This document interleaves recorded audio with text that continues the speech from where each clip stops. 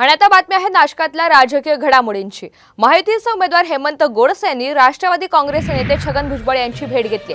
गोडसे बोलावतील आणि त्याच वेळी त्यांच्या सभेला जाणार असल्याचं भुजबळ यांनी म्हटलंय। राष्ट्रवादी 100% हेमंत गोडसे यांच्या पाठीशी उभी राहील असा दावाही मंत्री भुजबळ यांनी केलाय। हेमंत गोडसे यांनी भुजबळ यांची त्यांच्या निवासस्थानी जात भेट घेतलेली होती आणि याच भेटीनंतर भुजबळांनी या संदर्भातलं वक्तव्य केलंय। महायुतीचे भुजबळ साहेब ज्येष्ठ नेते आहेत। मला असं वाटतं का जरी वेळ कमी असला तर आपण या अगोदर विद्यमान खासदार म्हणून जनतेपर्यंत गेली 10 वर्षापासून आहोत। आचारसंहितेच्या अगोदर देखील आपण विकास कामांच्या माध्यमातून संपूर्ण लोकसभा मतदारसंघामध्ये फिरून आलो होतो। भुजबळ साहेबांच्या सहभागी झाल्यानं निश्चितच एक मोठी ताकद आता या महायुतीला या ठिकाणी मिळालेली आणि आमचा विजय हा निश्चित या ठिकाणी सोपा होईल।